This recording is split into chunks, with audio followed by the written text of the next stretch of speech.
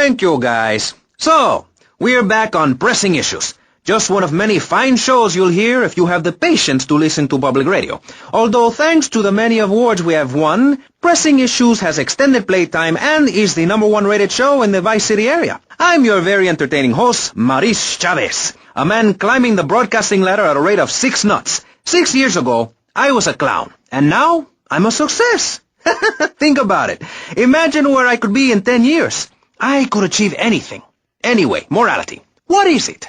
Why do we need it? Our ancestors, shortly after discovering fire, built tools to beat each other over the head and discover how to make meat to celebrate with afterwards. Then Columbus came over, shut down the Pilgrim discos. Why? All very confusing if you ask me. And you did. And I asked myself, that is a perfect subject for a region-wide discussion show, which is very lucky because I happen to host one. To discuss the subject of morality, we have firebrand preacher Pastor Richards, the head of the Pastor Richards Salvation Statue Organization, a group which plans to raise enough money to build a statue of Pastor Richards himself. We also have John Brown, leader of Moms Against Popular Culture, or MAPC. Or is it MAPS? MAPK? I don't know. We're deep in acronym hell right now, or is it purgatory? And finally, we have Barry Stark, author of the book As Nature Intended. He's the editor of Vice City's Naturist News, and is working feverishly, it says here, to bring more nude recreation to Vice City. To protect the dignity of our other panelists, we place Mr. Barry Stark behind a divider. I'm naked back here. It's my right as a person. Yes. Let's start with the obvious, yes? Is it moral to be naked? Yes! You can't stop me. Well, I'm a mother, so I have to deal with this issue every day. My adorable kids have learned that it's wrong to be naked. When it's bath time, they know to put on a bathing costume. That's also the reason there are no mirrors in my house. Nudity leads to bad, naughty things. Maurice, if I may interrupt, I haven't worn clothes since 1982. Clothes are seriously unnatural. Didn't you guys learn anything from the 60s? I had a revelation when I was on holiday in Germany. I'd always felt very constricted. Then it hit me like a slippery fish. Clothes are plain wrong. When you're born, you're not wearing any clothes. When you die, you're not wearing any clothes. I'm going to have to interrupt you there. What if you die at work? What if an enormous piece of machinery falls on you while you're working? Clothes lead to immorality. Nudity stops people from fighting. Have you seen an issue of National Geographic lately? People around the world are nude. You don't want to shoot a machine gun or a howitzer or a flamethrower if you're naked. It could burn or scald in quite a personal fashion, quite frankly. Have you been to the zoo? Animals are naked. If everyone were naked, there'd be no war. Everyone's complaining about crime and the theft of cars in the city. No one's ever stolen my car. No one's ever pickpocketed me. They've never even tried. Well, that's because you're a degenerate loony. If the police were naked, it would set a great example to everyone. You can direct traffic and eat donuts entirely in the buff. Maurice, this kind of immoral behavior is exactly why I'm building the Pastor Richard Salvation statue. Noah had an ark, Texans had the Alamo, and I am building a highly fortified structure in my image. Simple. This 50-story statue will be able to deflect alpha, gamma, and beta radiation. The day is coming, and coming soon, where the artificial suns will rain down to punish the degenerates of this city. But you can save yourself. The Pastor Richard Salvation statue will be a completely self-sufficient community. We have canned food rations, private living quarters, and enough supplies to survive happily the predicted 40,000 years of nuclear winter. In Phase 2, and with funding from NASA, we will equip this massive statue with rockets. So when the poopy hits the proverbial fan, we will load up the statue with all of the people who have saved themselves through generous donations, blast into space, and colonize Saturn with a race of morally correct, affluent people ruled by me. Will there be naked people? No, turd brain. It's morally corrupt people like you we're shielding ourselves from. Liberals, degenerates, the Welsh. They're the ones responsible for the nightmare Vice City is today. The crime in the streets, the parties, the children born out of wedlock to a future of hopelessness. Anyone who does not agree with me is mentally sick and should be shot, I'm afraid to say. We need to build a place to escape these transgressions. Whew, that's extreme stuff, Pastor. But we'll leave amateur eugenics for a minute and ask our other panelist. Jan, you're a mom, so you know everything. What is your thought on all this? And do you think Pastor Richard stole his ideas from a movie or book? Well, yes, I am a mom. My kids are very special. So special, they go to special classes. Now, I teach my kids history to give them perspective. Last night I was telling them about how Magellan sailed around the Strait of Magellan and met some friendly natives that gave him supplies. Then he had to kill all of them. And that's an important lesson about life. If you look at nature, you'll see many species that eat their children to protect them. This is especially true of hamsters. It's about putting the family first. That's really important to me, and where a lot of my morality comes from. And if you don't like it, find your own husband and stay away from mine, okay? Okay, but, and excuse me if I sound a little confused here, but I don't think I understand. Now, my morality comes from looking at history and biology and working out what's best for my kids and screw anyone else. That's what this country's all about. I mean, I saw the hippies. What a load of claptrap. What's your kid going to do at a school with a name like Moonbeam or Wave or Horseradish or whatever they call them? How can you take your kid to a Little League game when you live in a communal farm growing drugs? It's awful. And that's what my life is about, looking down on others. Yes, I think I can see that now. Moving on. Pastor Richards, in your book, you talk about putting yourself first and how people should not make sacrifices or help those in need. Do you want to elaborate? Oh, that's right. People need to learn how to take care of themselves and not depend on others. If you read chapter 45 of my book, I talk about how being selfish is a virtue. The best thing you can do for someone that needs help is to tell them to help themselves. That builds moral character. Morality, Maurice. There's not much left in this city. Every time a culture has taken on the doctrine of helping your fellow man, we get thrown into the dark ages. Look at Russia. They keep trying to help each other out, extend a hand to a neighbor, and guess what? Every 10 years, someone's invading, burning down their homes, and taking their toilet paper. Napoleon, Stalin, Attila the Hun, all of them. After you read my book, you will understand. I may have been born in the sea, but I'm no dummy. Are we going to talk about being naked? Yeah, soon, Barry. Keep your hair on and calm down, please, my friend.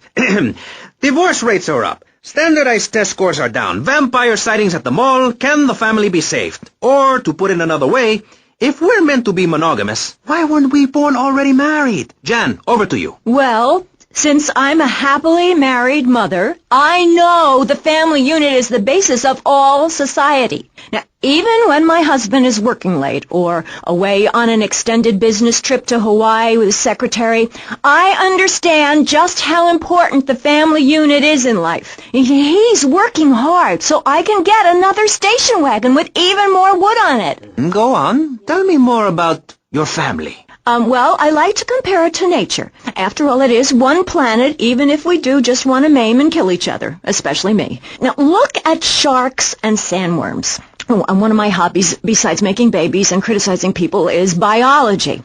You learn so much from nature. People these days, they don't grow their own food. They can barely get out of their recliners and make it to the supermarket. I tell you, there is nothing super about that place. Kids these days don't know how to preserve and can their own food. Now, no wonder all they want to do is play video games or hang out with their friends. What is it, the Degeneratron? What a crock of shit. Hey, watch your language. This is radio. We have regulations about that sort of thing. But you let a naked man on. He's behind the screen. You can't see him. It's not that exciting. Imagine a flabby guy with a ponytail and a nasty rash. You'll get the picture. Imagine one. I married one. Anyway, what was I saying? You were discussing the Degenatron, which I understand is a games machine. Then you swore. I'm sorry, it makes me so mad. I mean, what I heard my son, Patrick III, I heard him using slang words in the house the other day. Rad and cool and stick it. I mean, I beat him to within an inch of his life, and he will never make that mistake again. Americans should be spoken properly. What? No, don't interrupt me. I've got children, you know. Please. This is really important. It's about the family. Look. Nobody knows how to cook anymore. Nobody knows how to kill anymore. Nobody knows how to kill dinner. My daddy was a very wise man before that tractor pull accident. My daddy taught me how to slaughter a pig. That's very useful information. Oh, sure, I was a little nervous at first, but he put me in a room with a fork and a fat sow and told me he'd be back in an hour for some fat back and hog gels. As a mother, I'm proud to say I throttled the life out of that little piggy. I did it for my family, and I'll do it again. Feeding the family is my job as a mother. Daddy earns money and goes away with his secretary, and Mommy provides dinner and keeps a brave face on things, even though her heart is breaking. Where are my pills? Barry, you look like you've got something to say. I agree. Statistics show that families that spend time together naked are the best kinds of families. You see, social class distinctions disappear when everyone is naked. I can't tell if you're rich or poor, black or white. It doesn't matter because we're all naked. Designer clothes? Try designer nudism. My body was made by the best designer around, Mother Nature. That's why we're lobbying to build a naked casino in Vice City so old people can gamble naked and poor people can lose hope in the buff. It is written, chapter 23, verse 5 of my book, "He that gambles his money away is a fool, but he who believes in me will go to spend eternity in space with other affluent, well-to-do people." It's that simple. Do what I say, and you won't have to think for yourself. Oh, but I think it is, Pastor. We look around. Nudie clubs, discos, drinking. Do people want to be moral? Can you legislate morality? Can we tell people how to live their lives? Absolutely. Yes, of course I can. Just look at Prohibition or the Cultural Revolution in China. We can learn a lot from history. Chairman Mao or Stalin, they purged their lands of degenerates and intellectuals, the scum of the earth in my book. And look at the great societies they built. People want to be told how to act. And most people are idiots, and that's exactly who my teachings appeal to. This lawless, permissive society has no boundaries, and without boundaries, how do you know where the limits are? You have to know what's good and what's evil. You need someone to tell you so. Single moms have obese kids, it's a fact, while rich people have a lot of guilt, unnecessarily, in my opinion. I agree. I don't think these people understand just how hard it is to potty train. You have to give a treat when Precious makes a poopy. My kids are big-boned, and they eat prunes every day. But that's what's wrong with this country. All of this emphasis on being thin and healthy. When my children are hungry, I hand them a spear and send them out to the park to catch their own food. They're learning how to be self-sufficient. Yesterday, my youngest, Jono, killed the postman, but at least he was trying. So I gave him a cuddle. I told him to hit Daddy next time he comes home late, smelling of cheap perfume. Okay. It's time to take a break before we hear about any more criminal acts against government employees. You're listening to Pressing Issues. Morality is the subject at hand. Let's explain exactly how free radio without commercial breaks works. We'll be right back. You're listening to VCPR, finally, a radio station for teachers and librarians. You've been enjoying Pressing Issues, but as is normal, you can't listen to an hour's worth of programming on this station without us begging for money.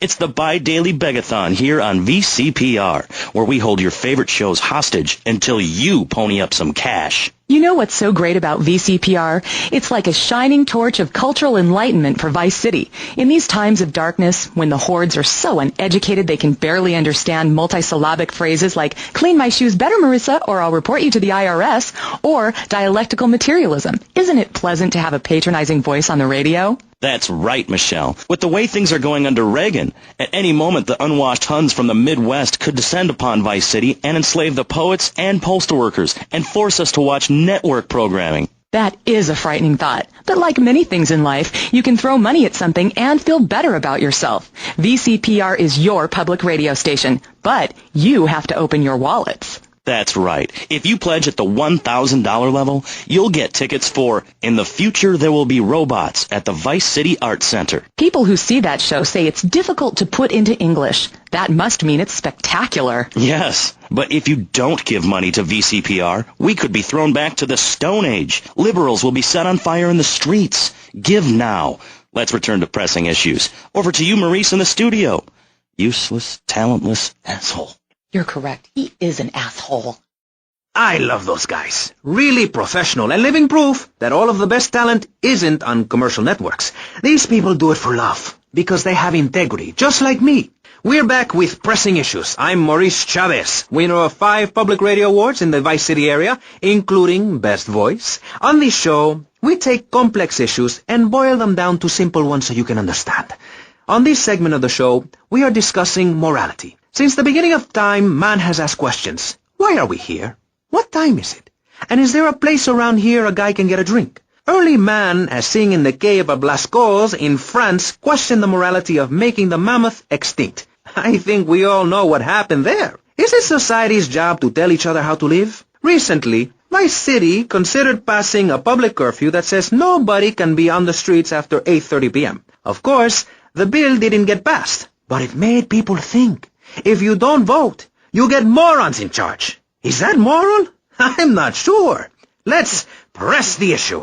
Children should be at home with their parents naked. A curfew makes sense. Do you know how much money I save not having to wear trendy clothes? Read a history book. At the creation of the universe, the Big Bang, everyone was naked. Even you. Why do I have to stay behind this divider? Maurice, please. Because nobody is interested in seeing your business. Because we have standards of decency which you are offending. Look at me. I'm jumping up and down. Oh, my goodness. Get back behind the divider. Please, I'm married. What's so wrong with me? Why do you hate me because I'm happy? Jan, give me a hug. I won't hurt you. And by the sound of things, your husband is doing the same right now with his secretary. No, we've worked through it. He was stressed. It's hard keeping a family together these days. Everyone, take your clothes off and feel what it's like to be free of bondage. Everyone out there in Vice City, take your clothes off. If this is the land of the free, let's start with our pants. Feel the wind from the air conditioning. Ugh, a breeze is so liberating. Thanks very much.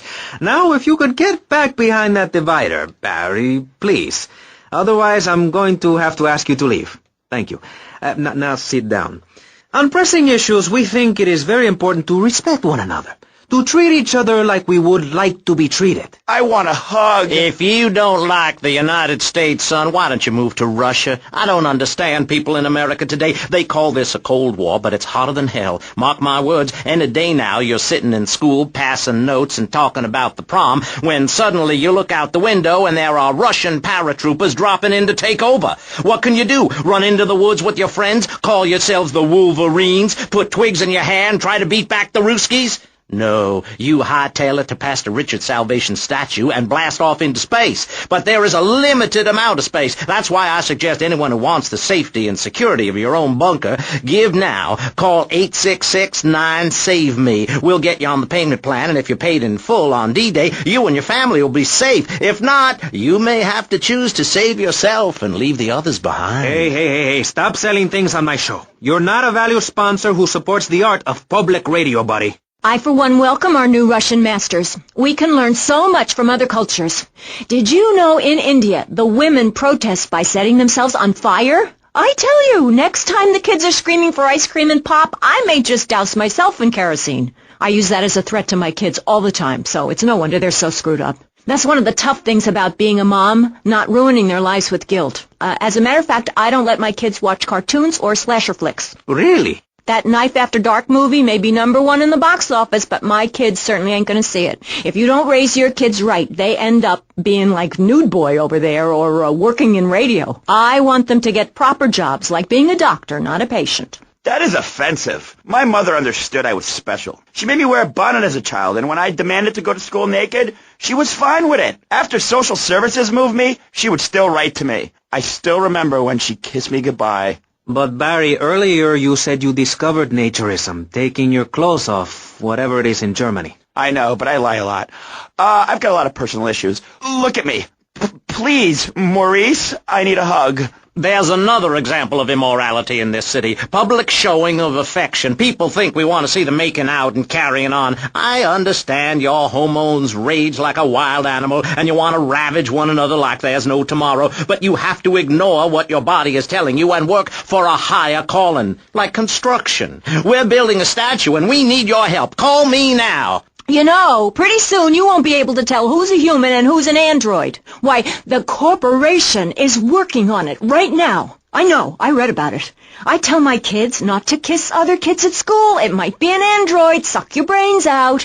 You must have seen the mini-series event on television. I read it in a book. We've got to stop looking at the stars, all this science fiction, and focus on the family. Now, if you really want to dance like you're on the moon, go there and leave us in peace. And that's a fact. What's a fact? I'm sorry, Maurice, but I have to tell you, I moved to Florida to bring my kids up the American way in a theme park. And that's just the kind of person I am, opinionated and moronic. I see. Well, this panel is certainly interesting. The issue is morality. Recently, rock artists joined together to provide famine aid to Alaska with the song, Do They Know It's the 4th of July? Critics complain it's immoral to meddle in the affairs of other peoples and cultures. Pastor Richards... What? What do you make of meddling in other people's business like an over-opinionated sociopath? Well, let me say that money could have gone to much better things, like reserving a place by my side in the Pastor Richard Salvation statue. But I digress and plug. Stop doing that. Don't interrupt me, boy. Anywho, I addressed the Alaska issue in Chapter 23 of my book. You see, the Alaskans are lunatics, plain and simple. They eat whales and snow and they sleep in the freezer. Who wants to eat snow every day? Oh, I tried to help. I sent a helicopter with copies of my book, but they burned them in a pile for heat. If the people of Alaska choose to live there, let them. But don't come crying when you're tired of eating penguin and it snows 18 feet a day. Yes, but don't you think it's important... I think it's very important to listen to me, young man. That's what makes the state of Florida great. Rather than help improve where they are, people nationwide abandon their hometowns, come down here, and shove their beliefs down everyone else's throats. That's the American way, always has been. We should send some pictures of Florida to those people in Alaska. I tell you, they'd throw down that bear pelt, saddle up the sled dogs, and get pulled all the way to Vice City. And I should know, I'm from Mars. No, you're not. Mars, Alabama. I founded 3 colleges there. The problem with Alaska is that people don't get naked. If you can't work on your car, or play the cello, or use sharp knives in your birthday suit, then what's the point of living? Well, it is a bit cold there. People put on clothes when it's cold. We evolved without a warm covering of hair. That's a lie, sir. We come from the great meteor of truth. Clothes are a habit, like shaving and taking out the trash. As soon as you stop, you realize what a prisoner you were to society and the twisted state of morality. People think that nudists are immoral. Well, we're not. I'm married. I love my wife. In our commune, it's so wonderful to wake up in a big bed and go to breakfast clothed in nothing but a smile. What kind of people are there in your weirdo commune? Single people, families, elderly couples, teachers, politicians, and especially truck drivers. Truck drivers understand what it's like to be by yourself for days on end, with nothing but country music on the radio and a stick in your hand, shifting gears over and over. Truckers realize there's nothing to be ashamed of on the open road. Get naked and beat it on down the line. You've never seen a sense of community and morality like a nudist colony. We share everything, the cooking, cleaning, wives, a shared sense of what it's like to be a complete social outcast. Wait right there, Barry. I'm getting something through the cans. Headphones, that is. Yes? Yeah, okay. We just want to tell you a little more about public radio funding. We'll be right back after this.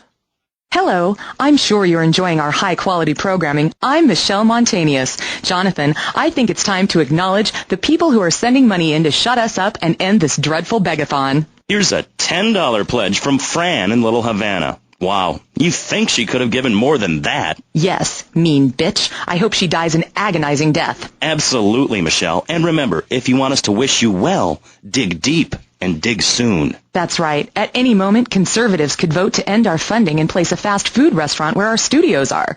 See, there are some people that think everything has to make money. It doesn't. That's why you should give now. Correct. Next week is Environmental Week, sponsored by My Batsu and the Vice City Power Corporation. And next month, we're celebrating Proust's influence on Vice City in association with the Degenitron. But for now, let's return to pressing issues. Remember, VCPR is an advertising-free zone, much like the moon or Times Square. Welcome back. The show is Pressing Issues. The subject is morality. I'm Maurice Chavez. Let's carry on pressing the issue. Now, when the Europeans were done ruining their continent with bland food and soccer riots and arrived in the Americas in the late 15th century, the subject soon turned to morality. You see, Europeans wanted to colonize America, so they had somebody to make fun of. The Pilgrims left England for the religious freedom in Holland, where they visited coffee shops, and after they packed up their ships with plenty of coffee, tea, and cakes to liven up the trip, they set sail for the New World, which they heard had a magnificent roller coaster. Once they got here, they were very hungry, having been on a ship for 65 days. So they ate for 3 days straight. Thanksgiving quickly became an annual custom. America was founded by people who wanted a place where they could tell other people how to live. And I'm a history major. But do we have the right?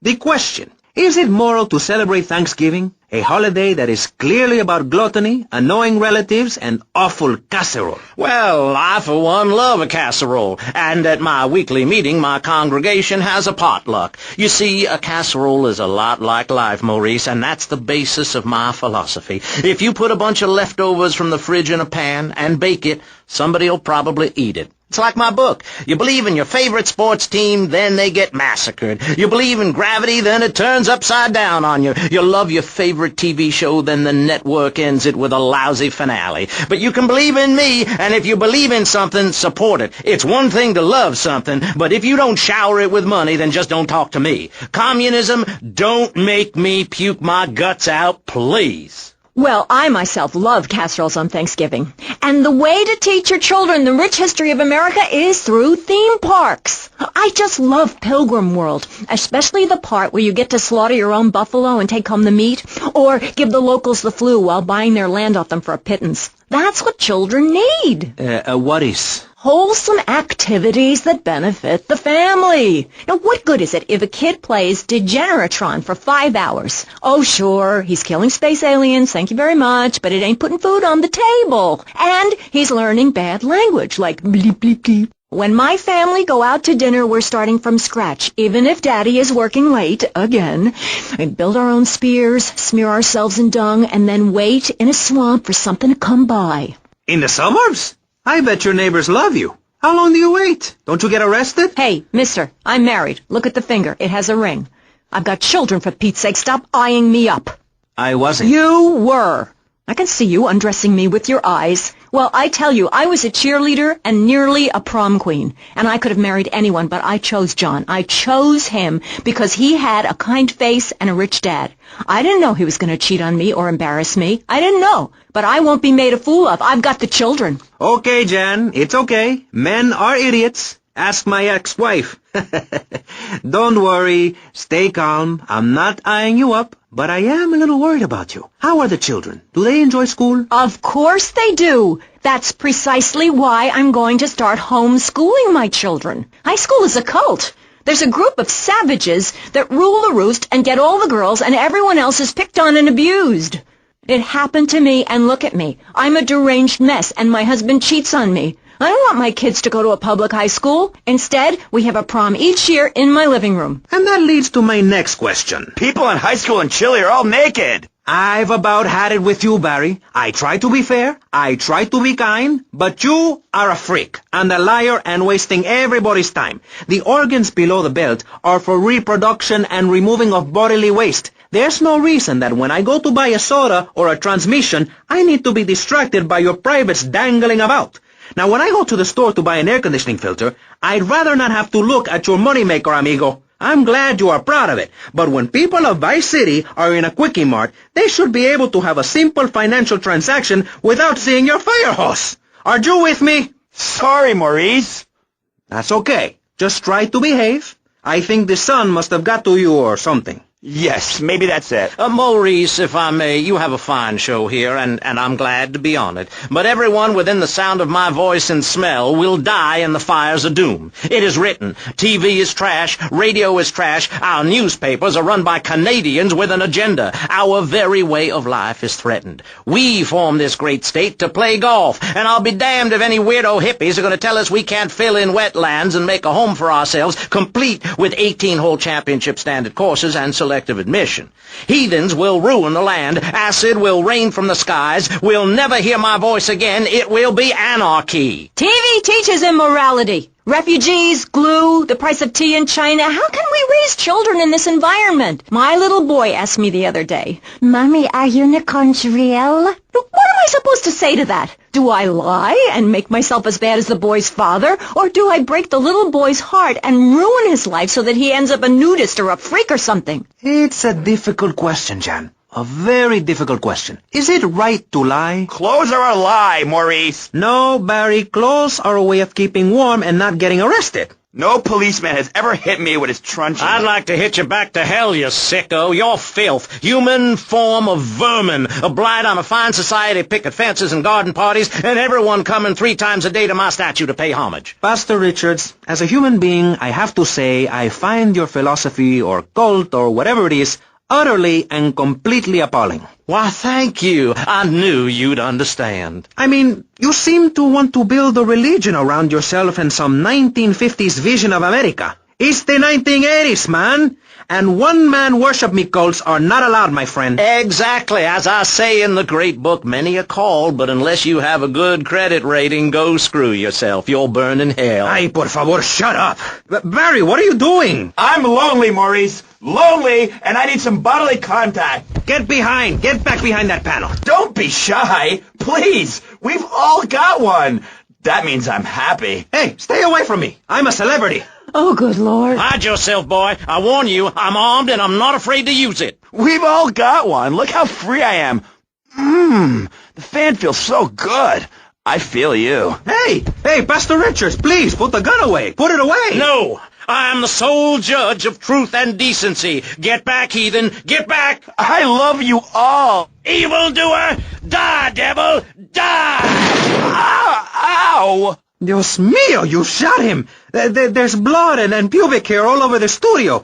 Ladies and gentlemen, it is complete pandemonium here on Pressing Issues with me, the multi-award-winning and soon-to-be executed Maurice Chavez. Barry, are you okay? Are you alive? Stop the bleeding. It's down there. Do I have to? Can't you get someone else? Ay, Dios mío, she's fainted. No. Hold it. Harder. Oh, that's so good. I need mouth-to-mouth. Maurice, please. I might die. Okay. Excuse me, I'm only doing this to save your life. I don't want to. Thanks. I'm getting cold. Quickly. It's okay to use tongues. Get off of me! I'm happily divorced! Shall I send him to hell, Maurice? Yes! I mean, no! No, you psychotic lunatic! Put that gun away! Don't point it at me! Or your what, son? You think I'm scared of your conventional lily-livered morality? You think you can tell me what to do? You think it's wrong for me to have 5 concubines to spread my genes or to use money from the statue for building my own palace in Hawaii? You think that's wrong, do you, son? Do you, huh? No, Mr. Pastor, sir, I think it's very right. Very right indeed. You're the boss. You're in charge. You're the king. Damn right I am. Now, I'll tell you about morality. Morality is what I say is right, and immorality is what I say is wrong. You gotta understand this. I do. Oh, I'm bleeding. I need a proctologist. Shut it. Now, next question. Ask me anything. Ask me anything you want to, Yeah, son. well, I'd love to, but it seems that is about all we have time for, actually. The thing is, you see, this is public radio, and every once in a while we need to appeal for money, or cut away when people start brandishing guns in the studio. Like this. You're on Pressing Issues, and in this show we discussed morality. I think we made a lot of progress and really came together. I'm Maurice Chavez. Bye. Please don't kill me. I hope you were enjoying Pressing Issues. I certainly was. Yes, it's almost as interesting as listening to you, Jonathan. Wow. Thanks, Michelle. It is, isn't it? Before we let you get back to the show, I thought you'd like to know VCPR has managed to raise $30 this hour, which should keep us on the air for another 15 minutes at least. Thankfully, due to the generosity of the people at DeLeo and Furax, the fascinating show Legal Review will still run. But now, back to the Pressing Issues. Actually, before we let you get back to the show, I'd like to say something. I know that public radio may not seem very important in an era of poverty and famine and immense personal greed, but I can assure you it is. And not just because I say so. Look at the facts. 15 of the last 37 American presidents and 47 vice presidents have appeared on VCPR in the last month. 33% of all Nobel Prize winners started out in public radio. Without public radio, we would never have discovered gravity, or the pizza, or the fact that a lot of people love to hear themselves rattle. Anyway, sermon over. I hope you folks at home understand how passionate we are about public radio, and it has nothing to do with the fact I got kicked off the networks. That was very moving, Jonathan. Back to Pressing Issues. Where is the creep? Put him on! Hello. As you may know, you're on VCPR, and this is Maurice Chavez. That is, I am Maurice Chavez. That's Chavez, not Chaves or Chavis. this isn't a game show. Sorry about the upbeat opening. This isn't a game show. It's a political and social debate on free radio, without adverts. And I'm still Maurice Chavez. Hi. Next up on Pressing Issues, we tackle one of the most important issues in our country today. The issue of perception. Not credit card fraud. That's deception. But we're talking about perception. How we perceive the world. These are optimistic times we're living in. A time of go-getters and doers. Our hero is the entrepreneur, the shaker and the maker. Positive thinking, we are told, is everything. Think it, and we can do it. Or can we? Let's press the issue. Personally, some days I wake up and I look out the window and I think it's great to be alive. Other days, like payday or my ex-wife's birthday, I want to hide under the pillows and cry. But that's me. A man of contradictions, as my therapist said. He was a Jungian. But whatever. I'm Maurice Chavez. And on our panel right now, we've got three very contrasting views about the issue of positive thinking. On my right, I have Gothic artist, vampire hunter, and, in his words, man of the night, Konstantinos Smith. Konstantinos, hello. Greetings, mortal. I hope this is good. I'm missing a seance to be here. You don't sound excited to be here. No, man. I'm mind-numbingly depressed. It's great. Okay, I'm going to have to interrupt you there. And on the left, I have positive thinker extraordinaire, a man who dragged himself up from the gutter, Jeremy Robard. Hey, the ghetto, not the gutter. I didn't live in the gutter. I lived in the ghetto. I'm a survivor, not vermin. I'm from the streets. Okay. Hey, I can teach you how to be a survivor, too. All of you. I can help everyone. I've got what they call a gift for communications. I can help you all realize that gift. Make something of yourselves. Realize your dreams. I'm like a high school counselor. I'll show you your potential. It's easy. All you have to do is follow my simple program on audio cassette or VHS. Okay, not right now. This isn't a commercial. And if you're not going to underwrite the station, I can't let you read these blatant plugs. People pay for that. Hey, everything in life is an opportunity. When I was in jail, I got the idea for my current business. And look at me now. I got offices in Vice City, Bogota, Lebanese, and Jamaica. If I can do it, I can help you make something of yourself. You can be just like me, a success. Enough, no more. Not a word from you until you are called upon again. It's a 3-stage process. Learn, start, doing. Shut up. I'm warning you, this is my show. You shut your mouth. Shut it now and keep it shut. Do not push me, you shiny suited prick. Do not push me. Hey, you have to dress to impress. I cover that in my program. People make judgments on who you are based on your appearance. Scientists say we form 98% of our opinions on a person in the first day of second we meet them. Hey, and if scientists say it, it must be true. I teach you how to live that. Enough! This is Pressing Issues. Enough now, okay? Enough. Please, no more. Okay, my last panelist is someone without a plan to sell, without a program, but with a beautiful message. So it says here. Vice City Civilian of the Year for 1985, Jenny Louise Crabb. Hi, Maurice. This is such a lovely studio. Thanks. How are you doing? Great. In fact, I'm fantastic. Did you see the sunrise this morning? It was gorgeous. I've been smiling all day ever since. Okay. Now let's get with the policy of ladies first. And since you seem to be the most pleasant person here, Jenny, let's start with you. You seem like a very happy person. Oh, I am. Really? Why? Well, life's great, isn't it? I mean, good things come my way because I hold each one close because I deserve it. I bet you wouldn't be so cheery if you had the Black Plague. Jenny's living in a fictional world. Goths like me, we see the world for what it is. Dark songs of the night, black nail polish, and very tight black jeans, man. Like everything is great. Well, like everything. Konstantinos, you're shaking your head. I know, Maurice. I am. Any particular reason? Yeah. What then? There's only one thing good about life. And what's that? Death. Death? Yeah, and dying. That's good too. And black. And the moon. At least when you're dead, you can go around as an astral body and visit places like New Orleans. I love New Orleans. It's really hot and depressing. Oh, death is good. Is it? Yeah. What? If you're going to inherit a lot of money? Yeah, no, I mean, yes, but also if you can be positive and upbeat about things. I mean, like my parents were brutally murdered a few years ago, yeah, and I was really bothered, but I kept smiling and I got a lot out of it. I'm a much better person today having dealt with that. They were killed so I could have a great personal experience, and I see that now. Lucky bastards. I wish someone would kill me. Then I can hang out in a graveyard all the time instead of just on weekends. I know I'm really lucky to have the opportunity to learn about life. You can't control everything in life, so start a day with a smile, and you'll end a day with one. What do you start a day with, Konstantinos? Usually with a pint of blood at dusk. Then I light some candles and cry.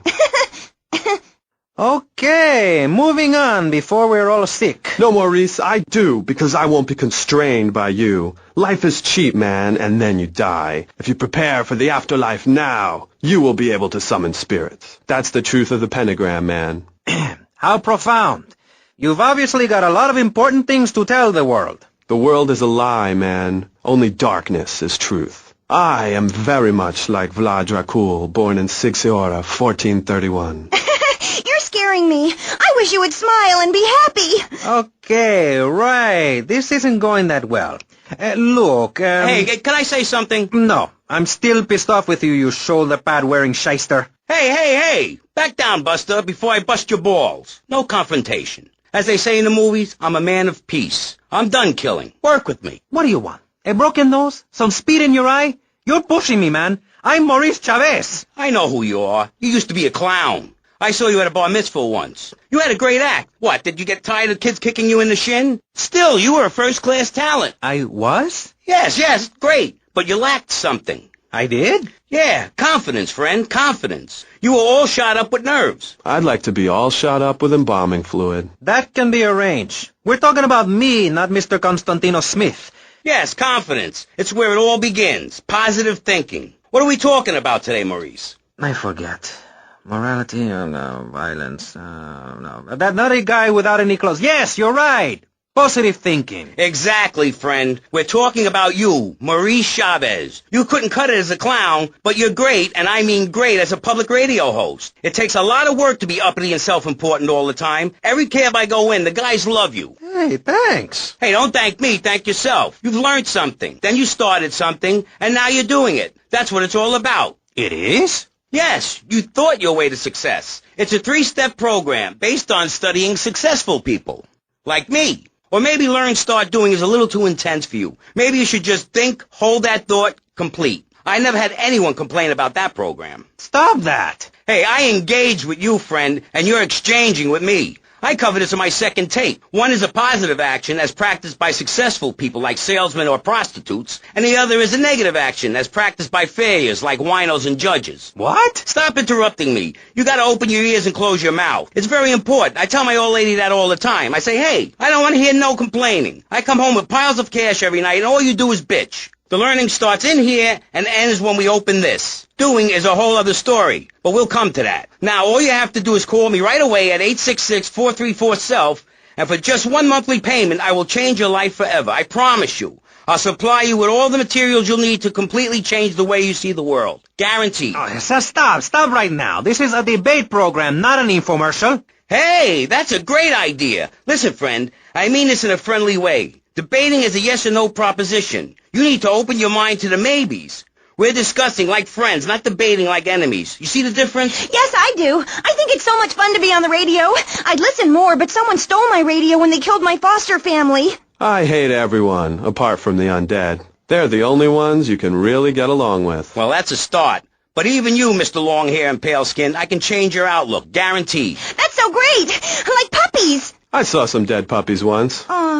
Konstantinos, I've noticed you have a lot of negative thinking. Why the goth lifestyle? Well, some say life is a tea party for zombies. Also, when you only wear black, everything matches. In fact, I'll keep wearing black until something darker comes along. It's a known fact that the best poetry is written when you're horribly depressed. Hey, listen, I wrote a haiku. Oh, the red daisy, flowers retain all happiness. Sunshine, yay, sunshine.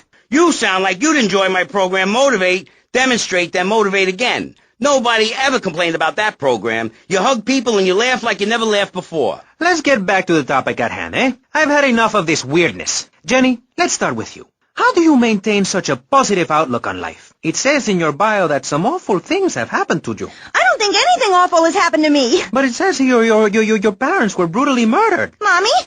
Where's Mommy? She's just fine. She's probably taking a nap. You're like my bad doll, Mr. Livingston. He's a bad doll. Bad doll. Not like my other dolls. My mom's great, though. Thanks for asking. Okay, wow, you're psychotic and dosed up to the eyeballs on tranquilizers. If it's psychotic to be happy, then I guess I am. A stalagmite grows an inch every 1,000 years. That's slow and painful. That's how I want to live my life. If you can't see the misery, stay out of the kitchen. You may have noticed this Ankh tattoo. It's Egyptian and represents the breath of life given in the afterworld. It's my key to eternal life after death.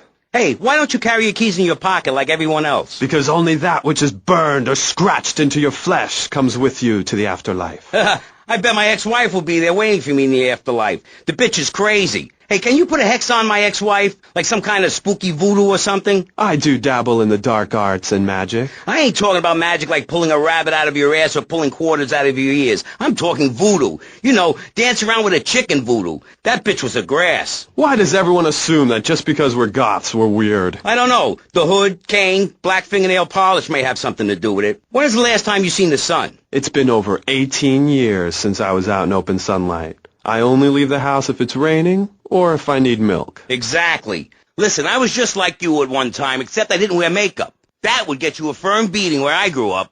I'm happy to give you a sample of my course, Learn, Start Doing. I promise you'll run out and buy some colored clothing and listen to some music other than people groaning on and on for half an hour about how much it rains in Manchester. Life is what you make of it. Look at me. I got a condo, a hot tub, a lot of girls. Listen, you're really bringing me down, which is hard to do. I've been to the other side many times. Sometimes I barely come back. It's all about astral projection. Like right now, I'm projecting myself into the women's bathroom at the fairgrounds. Hey, that's a good trick. Maybe you and I should go into business together. Oi, look, I've had enough of this love fest. You're a motivational conman, and you are a maniacally depressed loony with anemia. You guys should hate each other. Did you say love fist? Those guys are so super. Listen, I just wrote another poem. If I had a flower for every time I think of you, I'd walk forever in a garden. And I just wrote a poem too. Shut up, you weird, pathetic people. This is my show, Maurice Chavez. Capiche? Comprende? We're not here to recite poetry or sell motivation tapes or talk to dead people. We're here to press the issue. Anyway, let's take a break. We'll be right back after this important information from Vice City Public Radio. That's Pressing Issues here on VCPR, Vice City Public Radio. If you haven't given money to VCPR and you're listening to the station, you are a thief. That's right, Michelle. You might as well throw a brick through the window and loot the place. How selfish you people are. This is public radio, serving the public with everything that is important, like me. So come on, keep us on air. It's really important. Send us your money. I'm going to say this over and over until you do. Yes, Michelle is known for her begathon tantrums. She cares about this station, unlike you. Think of how much money you spend on drive-through fast food and commemorative plates. Take that money right now and send it direct to me, Jonathan Freeloader, Starfish Island, Vice City. Now, back to the show. With Maurice Chavez, the asshole. You're correct. He is an asshole. I'm Maurice Chavez. Welcome back. I used to be a performance clown. Now I'm running a debate show. Funny how things turn out, eh? Or is it?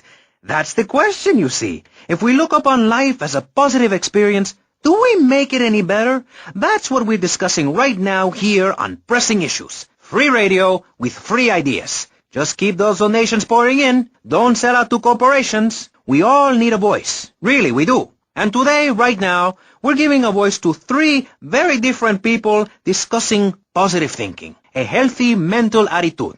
We've got a goth depressive, we've got a very happy orphan, and we've got a motivational speaker with a number of systems. So let's start with you, Konstantinos, you strange, creepy creature of darkness. Have you got a positive mental attitude? I like to think so. Oh, really? Misery and suffering, it's everywhere, man. And I actively want a fatal disease. What bad can possibly happen to me? You could win the lottery. The lottery, that's for people with hope. I don't enter the lottery. You could. Damn, you two, help me here. I think he's great. I think he's really sweet. I love your hair. It reminds me of a big shaggy dog with long, greasy, straight hair. You know, Chavez, this weird goth guy, he's got a point. I mean, in many ways, what he's talking about is covered in my 3-step program, Tape 17. Motivate, demonstrate, then motivate again, Part 9. Facing home truths. You see, we all have to face up to a few home truths. I'll never be prom queen. Jenny will never have her parents. You'll never make it in the entertainment business. It's about realistic goals. I can change your life. Just a second, Robot. What isn't covered in your 3-step program? What don't you talk about in your Library of Congress-sized tape cassette library? Whatever we talk about, grief, goths, depression, changing lives. Who are you? What have you done that's so great? You wear a cheap suit. Your hair is stuck rigid with spray. Your breath stinks of whiskey. You look like you sell drugs to people. You're a joke, buddy, a bad joke. Oh, now this is getting personal. I come on your cheap-ass show, I spare my valuable time, I cancel several important speaking engagements, I talk to thousands of VIPs in order to spread a message of hope. And this is how I get treated. I get insulted by a man with dandruff, I get slandered by a guy who couldn't amuse a birthday party of 9-year-olds, I get attacked by a guy who works on a volunteer radio. This is not volunteer radio. I earn a salary. How much? How much do you earn, Chavez, big man, tough guy with a microphone and a cheap jacket, and a look that says my highest hope in life is to work in a bookstore? I'm a go-getter. You're a cheapskate. You're a fraud with nothing to tell people, and no way of helping people. Excellent. I'm really loving this. I hope one of them gets killed. Shut up, dork. All the bunnies are stabbing each other. Shut up. I have a condo, I have a hot tub, I vacation in Aruba. Vacation is not a verb, moron. Yes, it is, because I'm a VIP. I'm very important. And I'm a teacher, a wise man, not an opinionated dolt, a naysayer sitting on the side of life criticizing others while all he can do is get a crappy gig down at a moron station. A man who lives with his mother. I'm between apartments. And I'm between mansions, Buster, from helping people. Do you know how good it feels to be me? Do you have any idea at all how great it feels to wake up and realize you're a rich and talented, important person and in a waterbed with mirrors on the ceiling and more girls than you can imagine? And every time I step outside the door, I can choose which car to drive. If I choose to drive, I have 5 chauffeurs. No, you haven't. Yes, I have. Sweep it under the carpet. That's my motto.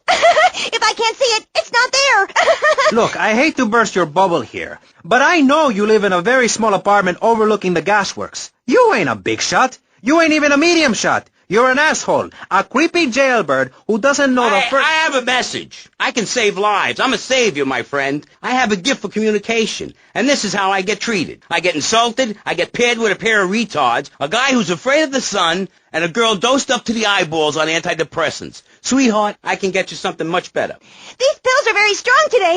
Maybe I took too much accidentally. Oh, well. This chick is out of her mind. I thought I was going to get to help people on the radio, to demonstrate my program, to help you, Chavez. Those people on the phone said you were a desperate, lonely man on the edge. Leave! Leave right now! Get out of my studio. Go get your own radio show. Go save some other people. Hey, I'm not leaving till I have the opportunity to save people and sell some tapes. You can call right now and send in the money order. Soon you can have a luxury condo and a waterbed and a suit made in Singapore based on the latest Italian style. Enough! Enough now! Shut up! Hey, Vampire Boy, I'll give you $20 if you can put a hex on Chavez. Dark forces, I summon you to me. Banish these weaklings and mental inferior ones from my presence. Shut up! No, you little snotty-nosed prick. What? Your shoes got lifts, Buster, I can tell. Hey, lift this hairspray! Oh, my nose! Daddy, stop bleeding. This costs a lot of money. I'll sue you into jail, asshole. Stop fighting, please. I hate it when we fight. Can't we have a group hug? Hit me, man. I like it. Oh, my damn nose. Oh, stop crying, baby boy. Oh. Who are you gonna tell, huh? Where's your 3-step program now? You think I'm a little wimp now? You want to be rude about pressing issues now, eh? You think you're a tough guy from the gutter now, eh, my friend?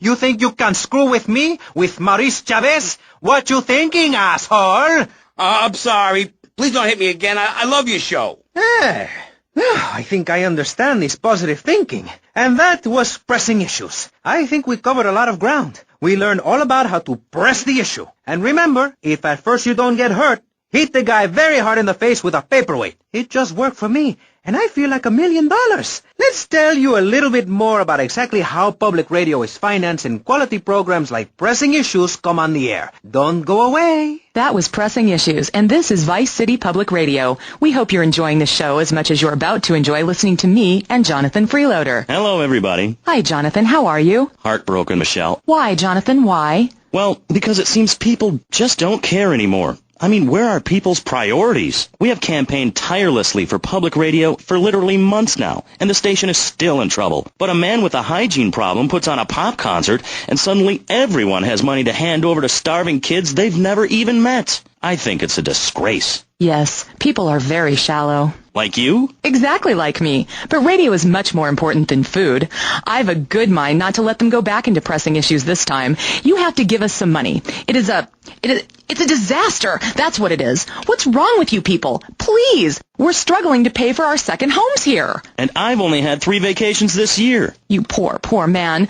Let's get on with the show. Remember, call now. Please. We need your money. Urgently. Thanks, guys. Hello, ladies and gentlemen, and welcome back to Pressing Issues on VCPR. That's Vice City Public Radio. Radio which gives the public exactly what they want. High-quality educational programming about serious topics, and a consistent reminder that the world is going to hell in a handbasket if you don't give us money. Remember, Vice City Public Radio is commercial-free because it is funded entirely by donations from our listeners and corporate sponsors. So if you're enjoying the show, why not make a contribution? I'm Maurice Chavez, and this is Pressing Issues. Pressing Issues is a roundtable discussion group in which we ask self-important people exactly what they think about things, and then they argue amongst themselves for a bit, before leaving with views more extreme than when they came in. Only joking, ladies and gentlemen. This is a show founded on the ancient Greek principle of enlightened debate and the American principle of free speech. Or is that the ancient Greek principle of feeding wise men hemlock and the American principle of being annoyed and loud so nobody can get a word in? I forget. Only time will tell. Now, the subject we are discussing right now on Pressing Issues with me, Maurice Chavez, for your enlightenment and enjoyment, is a very serious one. Public safety. In case you haven't noticed, Vice City is not a very safe place. These are troubled times. We are a troubled people. Some would say we are a people at war with ourselves. Others would say we are at war with reality. Those who live in other countries and strive to own our fast food restaurants and quickie marts would say we are a bloodthirsty bunch of crazies who let children buy guns from the supermarkets. Another opinion is that it is the fault of society, that, as Plato said, people don't mean to kill each other. It happens because they are poor or desperate or really thirsty or in need of a vacation or something. Another view is that we are all a little confused and really should stay at home, lock the doors, and forget about everything as quickly as possible. So, let's press the issue, eh? Sitting on our panel right now, we have 3 divergent opinions, 3 separate islands of insanity in a rolling sea of stupidity, 3 wise men following very different stars. To my right, to everyone's right in fact, we have Congressman Alex Shrub, the youngest state congressman ever to be elected by Vice City, and now a respected man in the Capitol. Mr. Shrub got elected because he has great hair and says things that make you nod your head. His campaign appealed to the wealthy because he set all of us at ease by finally confirming it's okay to be rich as long as you say you care about the children. Mr. Shrub, welcome. That's not entirely true, Maurice. My campaign also appealed to the poor, who are too stupid to understand what I'm saying, so I held up pretty pictures and I gave out candy bars to appeal to their most base instincts. Thanks, Maurice. I'm glad to be given this opportunity to set the record straight. I haven't given you any opportunity yet, my heartless friend. Let me introduce my other guest first. I hope this isn't going to get personal. I love Vice City more than anyone, and I can prove it. Yes, that's coming from the man who got elected by calling his opponent a buffalo butt and a fat hen-pecked wimp that couldn't fight his way out of a wet paper bag. Anyway, our next guest is from the opposite end of the political spectrum, a man so wet he looks like he just stepped out of the shower. Peace Corps activist, hippie concert taper, founder of the group Speaking for the Underdog. He is fluent in 7 languages and studied the harp in Peru, Callum Grayshaw. Hi, Maurice. Hola. Buenos dias and noches. Bonjour and buongiorno. Willkommen. Allo. Hello. Hi. Hey, let's stick to English. Most of us struggle enough with that. Welcome to Pressing Issues. And lastly, we have a man with a novel solution to the problems of public safety in Vice City. A solution so stupid, I cannot bring myself to explain it for him. Yet, like breakdancing, it is sadly catching on. A man who appears on this fine show because our previous know-it-all panelist was carjacked and is now at home arming himself to the teeth. I give you John F. Hickory. How y'all doing? Indeed. So, before we get started, gentlemen, let me remind you of the rules of engagement. Here on Pressing Issues, The #1 rated show on public radio in the Vice City area and hosted by me, Maurice Chavez. Pressing Issues is about free speech, not feeding each other hemlock, literally or metaphorically. Hey, my daddy used to grow that stuff in the backwoods of Missouri. Hoo-wee! I tell you what. Yes, thank you. I expect you to listen to each other, and I will only step in where necessary so people on the air don't forget what my voice sounds like. So I want a clean fight. Nothing below the belt or in the chops. And remember Maurice's motto, which a very wise man, my father, once told me. If you listen, one day you might be hurt, and when in doubt, use the smell test. That's so important, I think, don't you? So, Congressman, let's start with you. Crime is up. People are scared to walk the streets. Nobody is taking public transportation. Police morale is at an all-time low. Everyone is killing and maiming and giving each other the finger, metaphorically speaking. Do you think the government is doing a good job? Absolutely. Those statistics are interesting, but like all statistics, they are also irrelevant. Let me give you a better statistic, Chavez.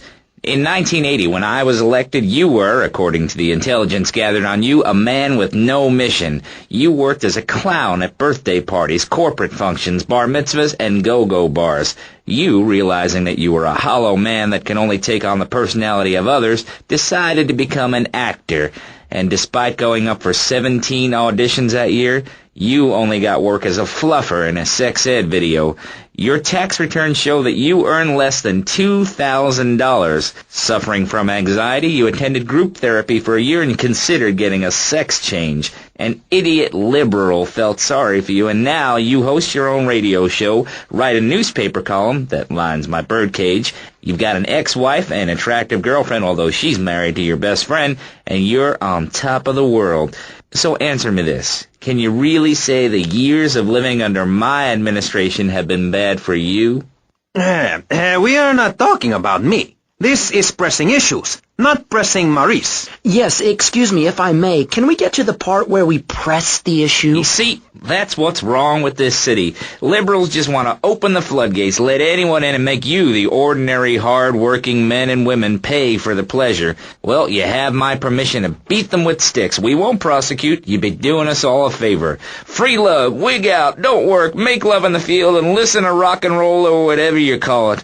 Meanwhile, Crashaw, I know your father. He's made a lot of money, which makes him a great person, but for every good conservative, they end up having some wacko commie kid just back from a vacation in the Orient who wants to share.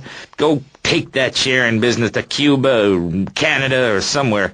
I don't have a trust fund or a rich daddy. I know what it is to be poor and to look at the world from the other side. I slept my way to the top. If you two would stop hooting and carrying on, I have a plan that will save Florida from the yellow-bellied snakes that want to slither into this great state from all places north. Oh, look. Stump-jumping Jethro is using all 3 of his brain cells to talk. Enough! We've just started and you have proved yourself, Mr. Shrub, to be just as they said. I grant you, 1980 was not a high point in my career, but I never applied for a sex change. I was merely in an exploratory phase, and besides which, Saul the wheat-free clown was a funny act, once voted best up-and-coming dietary restricted comic act in the whole of Vice City.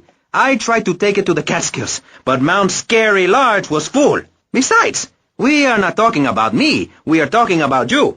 Actually, if I remember correctly, you didn't win. Mary the meat-free mime won.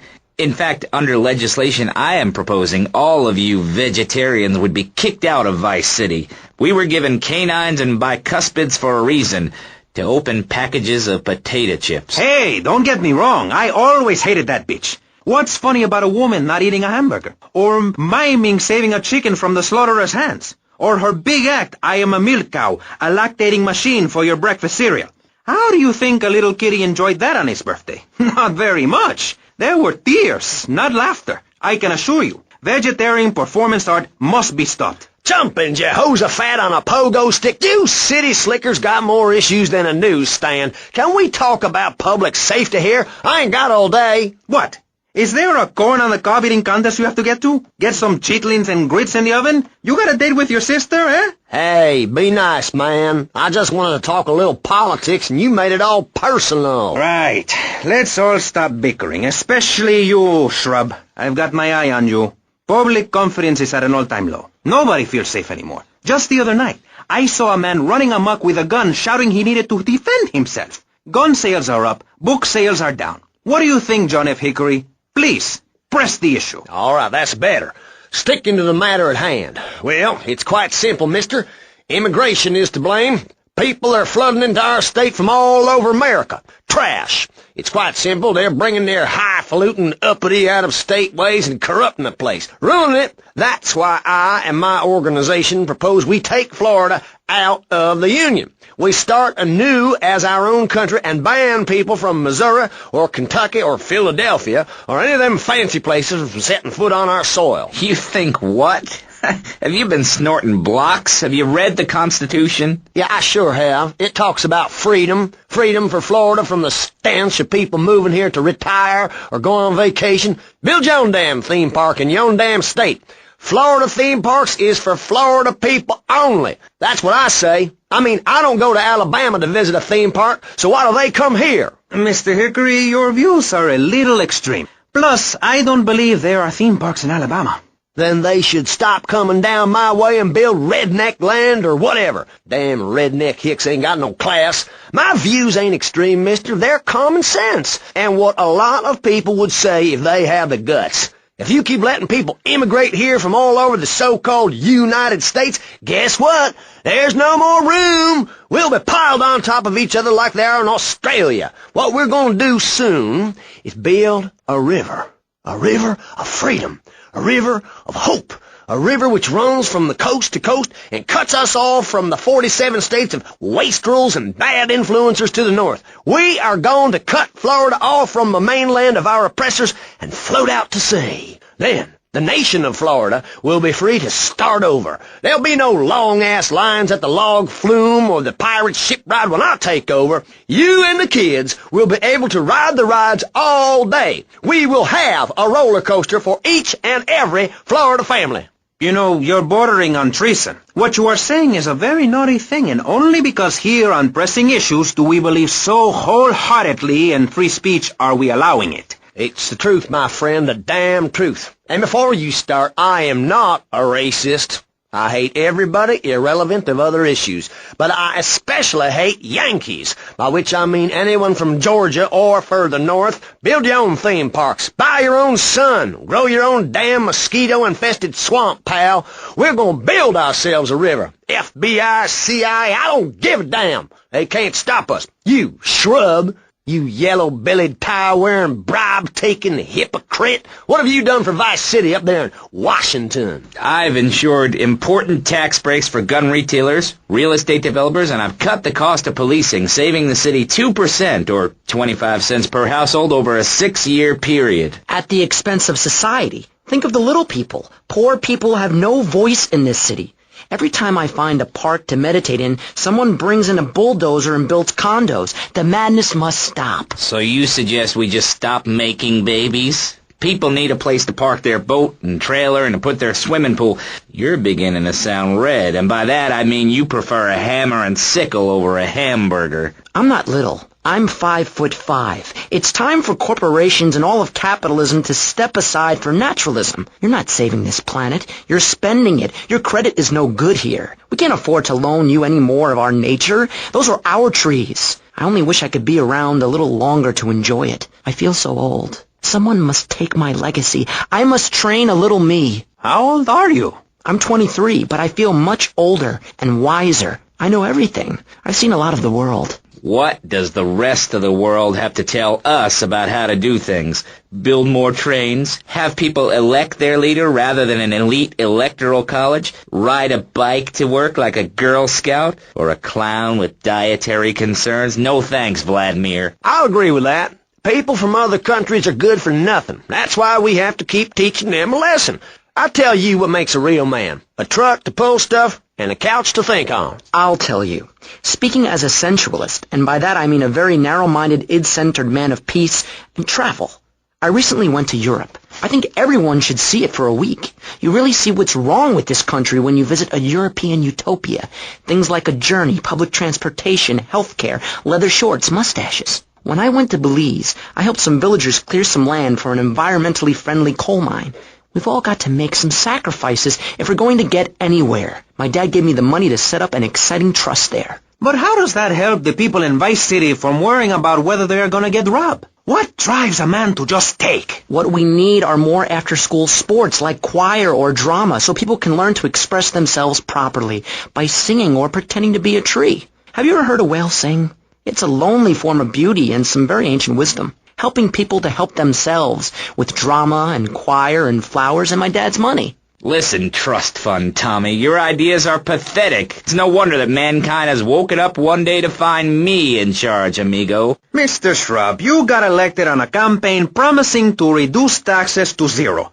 But under your stewardship, we've seen taxes go up by 20% and services decline. Nobody is interested in your statistics, Chavez.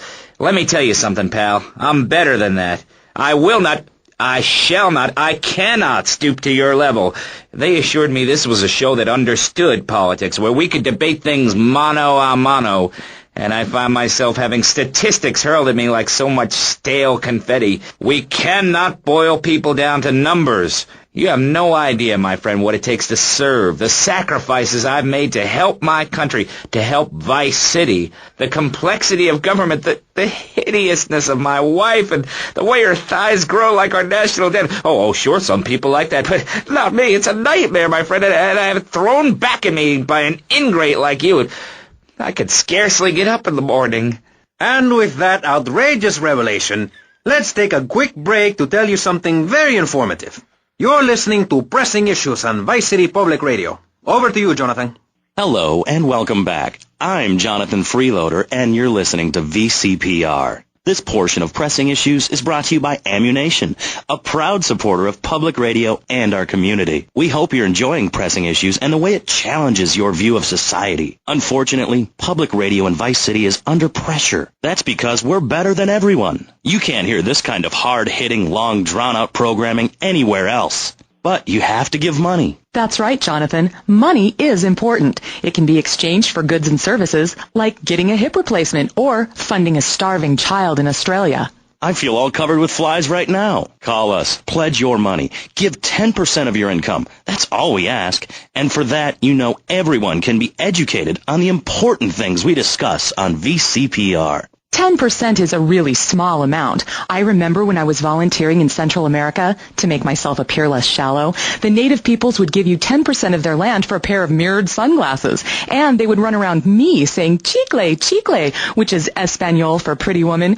It was very spiritual, like waves. Absolutely. But remember, this radio station could disappear. The voice of unprofitable radio could be silenced. One day you wake up, roll over, and she's gone. You go into the kitchen, there's a note scrawled, the sound of a taxi leaving in the distance, a thunderstorm rolls in. It's a metaphor for my haircut, or this pledge drive. Yes, the pledge drive. Become a member. Only members or people with radios can listen to this radio station. Now back to Pressing Issues.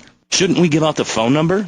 Like I tell the children at the library I volunteer at, look it up yourself. No, you can't go to the bathroom, and stop crying.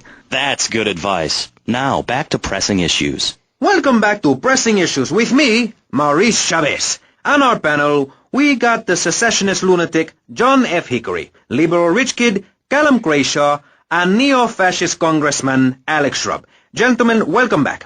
Let's start with you, Mr. Hickory. Why the F? For Florida. I'm a patriot. I've even got an orange grove tattooed all over my groin. Excellent. But back to the matter at hand. Public safety. How do we get guns under control in this city? By giving everyone hope, a dream of a better tomorrow, by encouraging people to grow their own root vegetables. What's the satisfaction of holding a gun in your hand when you could be holding a hoe, planting seeds in a peasant village? Keep your hoes and seeds to yourself. We don't need gun control. If you read the Constitution, it's a sacred document that should not be changed. Under our Constitution, women couldn't vote, but the liberals come in crying crocodile tears. We need to get scaremongers and non-believers, men like you, Chavez, under control. I've got a good mind to have your funding removed. We don't get any funding. Yeah, exactly. Well, good. You won't see a penny out of me. You've got to stop spreading these lies or I'll whip you myself. I'm not afraid. The Constitution asserts a man's right to bear arms and arm bearers and all points in between. Whoever heard of a gun or a bear causing problems? This is all cocky pop or whatever that word is. It keeps the place safe. trouble is caused by unemployment, and unemployment comes from poor economic performance and lazy people. If you had a job, would you steal a car? Of course not. And if you had a high-rise condo, a mistress, and a seat on the board, would you run around graffitiing your name all over town and making a nuisance of yourself, spinning on your back and popping and locking and... Not a hope. It's simple. If you don't have a job, starve. Get out of my constituency, by force if necessary, and starve. That is quite simple. Are you really saying that? Of course I am. Vice City is a growing city. Of course there are going to be some growing pains, but what I tell people is this. Gather up your life savings, buy yourself a piece of swamp, drain it, and get rid of the damn wildlife. Then apply for planning permission. Pretty soon you could have your own retirement community or resort destination holiday place. You can start making money out of the boom, the shrub-inspired boom, and enjoy the kind of things sensible people have. Personal bodyguards, massive fences, and a bigger collection of guns than the other guy. It stands to reason. No, no, no, no. Keep them out of here. We do not want any more old folks. If there are any old people listening, go back to your homes. Florida does not want you. Please, die somewhere else. What's wrong with Nevada or Kansas? We want a river. We need a river. The Freedom River. And what about the other crimes? It seems car crime, fashion crime, drugs, everything is on the rise. Absolutely. Of course it is. When I was in Uganda, people were poor, but they were happy. The more you have, the less you have. And that's kind of what I'm all about. There's satisfaction in spending all day weaving a basket rather than just buying one at the store. At one point in Uganda, I saw a great lake of sand and a massive speaking dog. It was a dog of love, not of hate. It was a spirit journey. What are you talking about? I'm talking about hopes, dreams, the magic of television, especially public television. Puppets can say what men cannot. Yes, but how will that stop people taking baseball bats and pounding the living crap out of each other, as I saw in a Mother's PTA group meeting recently? Baseball is our national sport, our national pastime, joining together as men in order to reward the act of running around in a circle. I will thank you not to take its name in vain, Chavez. I hate that spring training. Who do those guys think they are, coming here and getting in the way, showing us no respect, drinking our orange juice and seducing our women folk? Train in your own home, mister. Our national game down here, my friend, is digging. Digging a big ditch, a ditch of hope, which will flood into a river of freedom. So far, we've dug 17 feet. We're almost free, almost, when we are floating away in the Caribbean Sea, free to run things our way, singing Kumbaya in the sunshine. No school, no tax, free barbecue and pinball for everyone. Sophisticated entertainment. Yes, but what about the little guy? What about the guy who is standing there saying, I like being part of America. I like it a lot. I get public radio. I can hear Maurice Chavez. I own a small one-bedroom home, a business selling flowers to people stuck in traffic, 3 or 4 radios, all turned on to VCPR, a dog, 15 ice cubes. But I don't feel safe. I'm worried about gangs. Gangs are a myth put out by the liberal elite to patronize and demean the working man. I mean, what kind of right-minded youth from a poorer background is going to spend his time stealing things and posing in silly clothes when he could be getting ahead with a minimum wage job and making his parent proud? The dream of America is to live in a duplex and share a yard. Why would anyone want to threaten that great future? Answer me that and I'll show you a green dog. And speaking for the underdog, the foundation I set up with my trust fund, we believe gangs are a valid expression of a people's identity, a grouping, a community within a community. Gangs are a way to be noticed in the boxy suburbs. You scream out. Rather than urinate at the edge of your camp like a proud native, we spray paint our names on the walls of the mall to ward off predators. And that's supposed to terrify people? No. We believe passionately in non-violent solutions to life's problems. Gangs have to learn to love, to be inclusionary. We'd award badges to good gangs and give bad gangs a silly hat to wear. It would give people something to feel a part of. Kill with kindness, not a garden tool. Yes, but what about the guy getting beaten up on the street? Or the man having his motorcycle stolen? What about him? Or her? Some of the best bikers are really women. Anyone can join our group. This is about poor people getting together. But your father owns half of Florida. How are you part of the working class? Like I said, possessions are not important at all. I'll pick up a hitchhiker in my convertible any day. The other day I picked up a young woman and we discussed a non-violent solution to war. We called it peace. Your father is a great man. He's done more for the arms trade in this state than anyone else, myself included. And you shame him with the socialist, jiggery-pokery hootenanny. America needs hope, not songs that are supposed to send food to the poor. Songs will get you nowhere. This country needs something to aim for, like being rich and laughing at poor people, or being in government and laughing at the electorate. Now, Mr. Shrub, let's not make this personal. I appreciate your attempt to press the point, but we are here to press the issue. My city is in trouble. And I think we're not really providing any serious solutions. So far, we've got secessionism, rearing its ugly head for the first time in a century and a half. We've got ignore it, and we've got give everyone a flower. You're all a little unrealistic, yes? Nah, come on now. My friend. Maurice? Not to say over-opinionated and moronic, Mr. Crashaw, how do we stop people running amok in the city with machine guns and heavy artillery? You've got to give a man a chance. Prisons are overflowing with wasted potential. Make the guilty men innocent once more. Free them from themselves. How? How on earth do you do that? Well, you could let them off. Marvelous. Great. That's a sensible plan. Then they wouldn't be guilty anymore. We've been doing that for years, you idiot. How do you think we'd keep prison costs down? They ain't by magic or cooking the books. We save that for education. But, as in most things, we in government are saving money so that you don't have to. When we spend less money on services, more goes to administration salaries and expenses, which helps make lives a lot less difficult for everybody. It's about sharing. Sharing your taxes out amongst the select few. That's why I worked so hard at school, so I could reap the rewards now. I thought you worked hard at school because the other kids laughed at you and called you a square. That's a damn lie.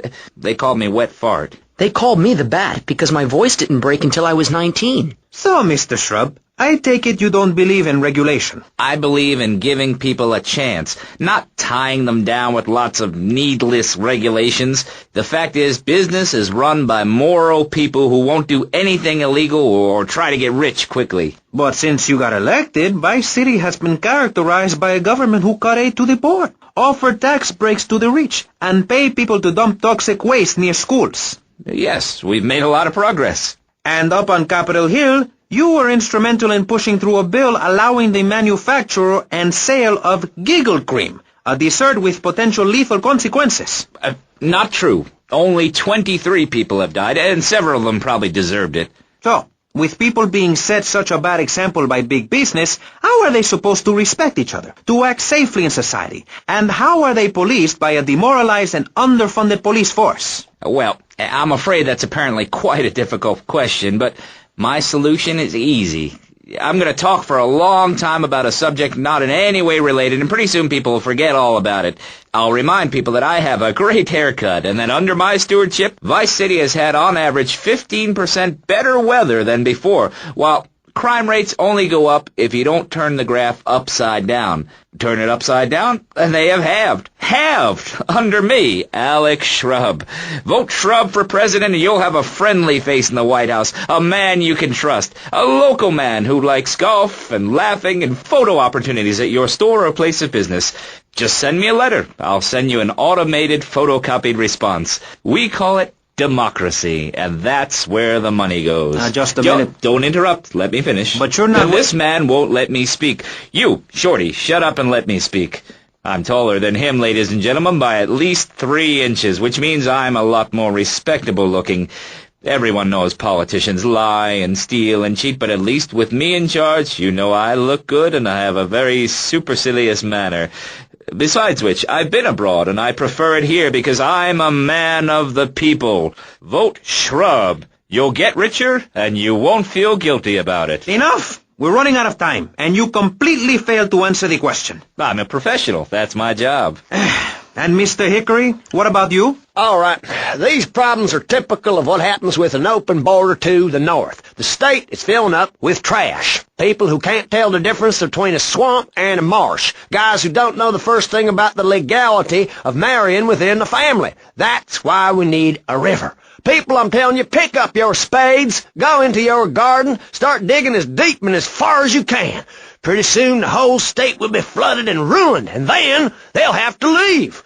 We must build a moat to the north, or they will come down and ruin this great state. And, Mr. Hickory, were you born in Florida? What a stupid question of all the cheek. Were you? Of course not.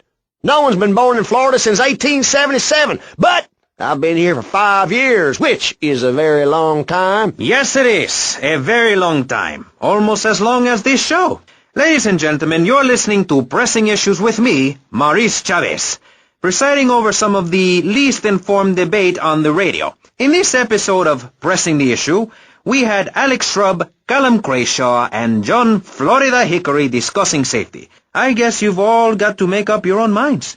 Should we be as wet as fish or a corrupt money-grabbing thief? Gentlemen, I feel we really got somewhere, and that Vice City and people everywhere know a lot more than they did before we began.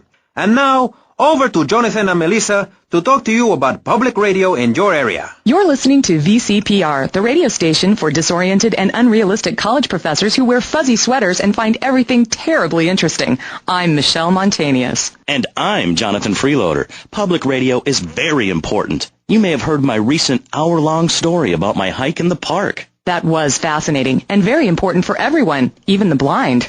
Play a selection, Jonathan. I think this is the part where I came to the big tree. I almost felt like I was there. You won't get this kind of nauseating detail on commercial radio.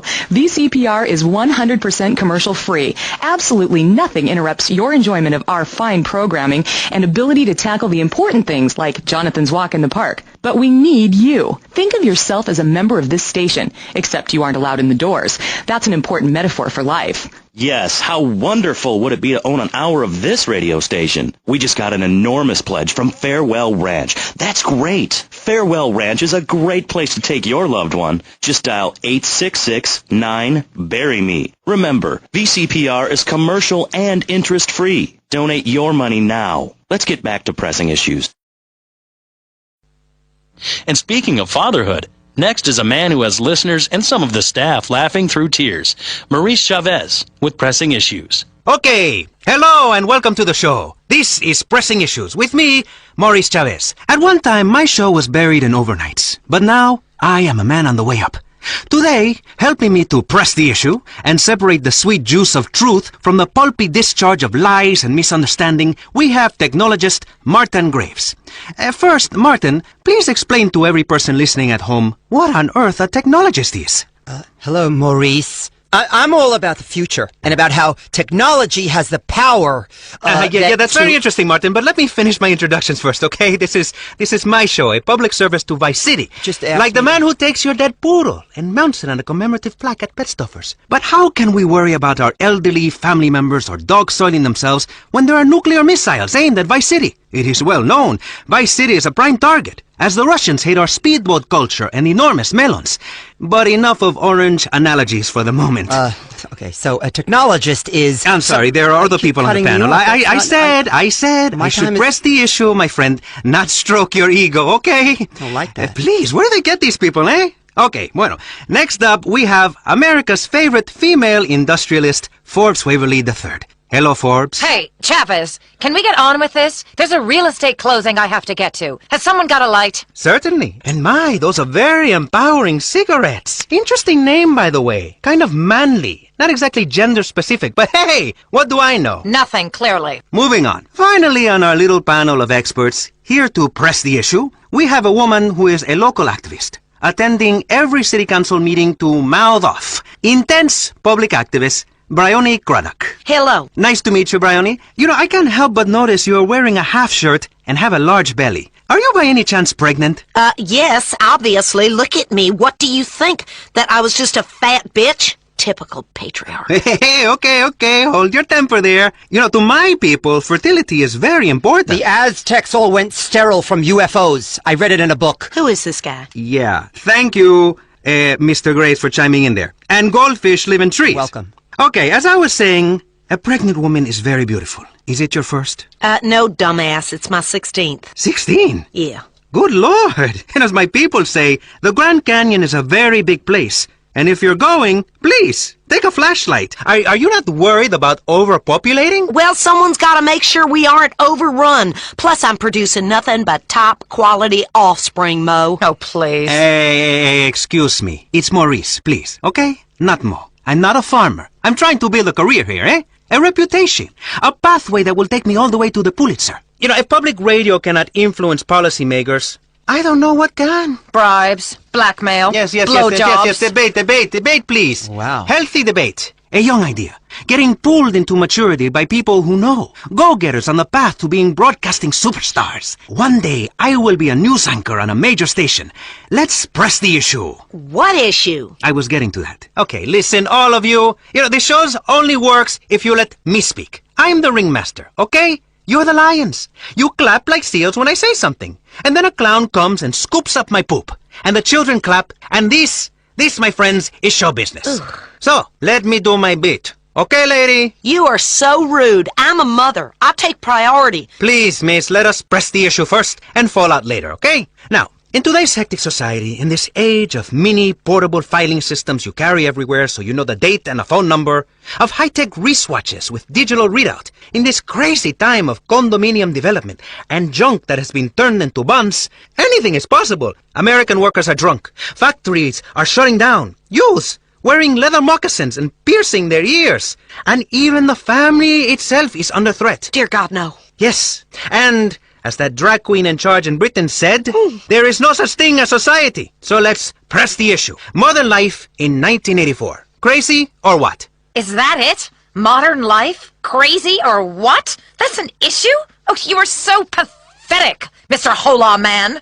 I was told we were here to discuss labor issues, to discuss deregulating the corporate shackles that are strangling this town. What kind of pathetic loser journalist are you? Yeah, take another drag of your ciggy, Waverly. You know, you make me shiver the way you look at me. Like I shiver in the bathroom, looking down at the urinal. And I say, man, that's a lot of men's hair. Then I say, Maurice, you are packed full of testosterone. You are massive! Ew. Is it just me, or is it just this angle? What was she talking about? My little boy got the job done. But you know what? I'm drifting. The fact remains, they are the same thing. For the working man, too much work. For the fat cat, or in your case, very thin and sexless, nicotine-stained cat. Too many regulations. The working man wants spare time and spare money to indulge his hobbies, like strip clubs and alcoholism, while the fat cat wants increased profits to pay for divorces and having uncooperative spouses killed. How do we use modern technology such as the enormous shoulder pad or the espadrille to make life better, eh? Not worse. Martin Graves, you work in the field of technology. What do you think? I'm glad that finally, because I've been here. I think the single most incredible thing in the whole universe is the human spleen. Apart from the giraffe's neck. Please, somebody shut him up. Miss, don't be angry. We have the power to save ourselves, and technology is the solution. In less than 5 years, manual labor will be entirely obsolete. I have no idea what you're saying. Go on. In el 20, I can't, I'll get a dictionary. Shops will be staffed by robots. Robots. Coal will be mined by robots. Dogs will be worked by robotic cats. Even the dogs themselves will be robotic.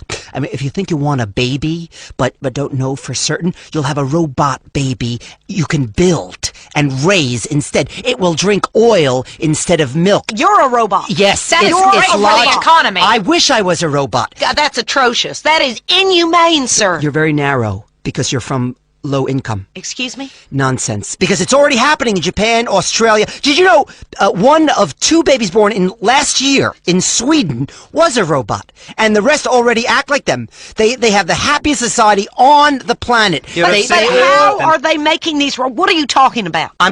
I feel like I'm alone in this room. Do robots ever top themselves? Are they ever on top? They're usually bottom. Do robot women ever spend all your money on shoes and complain about how you empty the bank out of $5,000 to own the future? An electronic future? They don't have the conception. Do robots invent idiotic religions? No, but that's not nothing, the point. you silly little tiny person. Excuse me? Excused.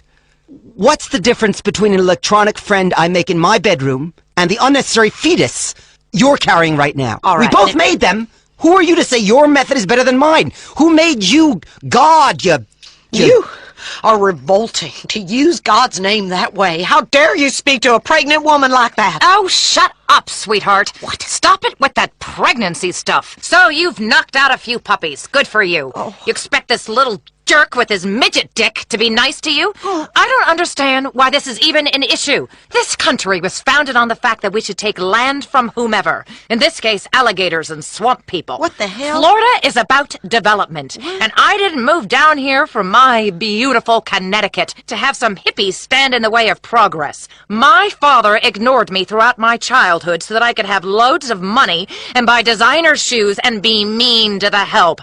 I don't have time to bang the help, much less be down and out for 9 months. Pregnancy ruins a body. Please, you can just tell by looking at that enormous elephant sitting across from me. Somebody get me some ice cream.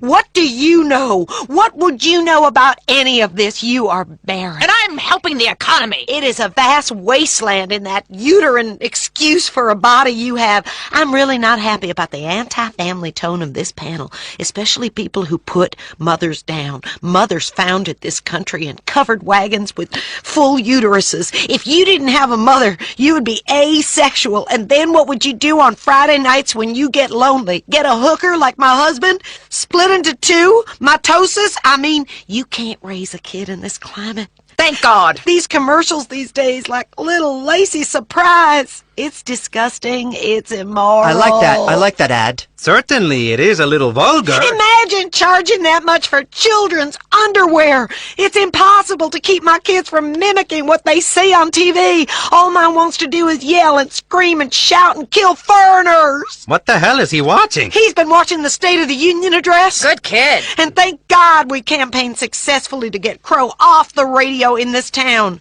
That album was indecent, and I don't like it. And nobody should be able to buy it, ever, ever. Yes, but you know what? I quite like this album. It's so moving. Sounds like El Futuro Blanca. Shiva's got a shiv. And Wet Children in the Rain. Oh. The one that got him in the most trouble, eh? But what is art? Someone explain that to me. Is it tossing cans of paint and chickens into a jet engine? Or is it leaving your friends behind so you can make a lot of money? Like when Crow left Ambulance so he could sing the tune Red Scare. A song about a young woman in the middle of the Soviet bureaucracy that is late for her period. We certainly are pressing the issue. You know what, mister? That kind of trash doesn't need to be on the radio. Especially songs about doing yoga and how to make love for 3 days without coming. Ooh. I don't know what Aztec jazz or Carl Jung is, but my kids shouldn't be exposed to it. Well, all of this spawning leads to one thing. Unworkable economic systems. What? TV shows with 3 boys and 3 girls sharing a bathroom. It's obscene. In my house, where rich people live, we have 6 bathrooms per person, and only the men shower together. Kinky. It's how we were raised. You know what happens when you have collective ownership? A man will come use your tractor and your wife. And I'm not just talking about baking biscuits, sweetheart. I'm talking about making sure that butt in your oven is yours. What? About owning the oven. About owning the whole bakery. Listen, I know it's mine. I haven't even left the hospital bed from delivering a baby, and my husband is already on top of me, wanting a new one. Oh, he's a ew. red-blooded American man with a full working penis. He says he's only attracted to me when I've got that motherly glow. I think you're all getting a little too personal. Excuse me? I'm just giving my opinion. I think you're getting a little too personal for this. Gestation's a lie. Science. You should hear what they're teaching young minds in science class in college. Homo superior? Yeah, right. Listen! Education should be privatized, and I don't care whose land we took. This is today, and it's simply not fair that I can't run bingo and sell tax-free cigarettes in clear slums.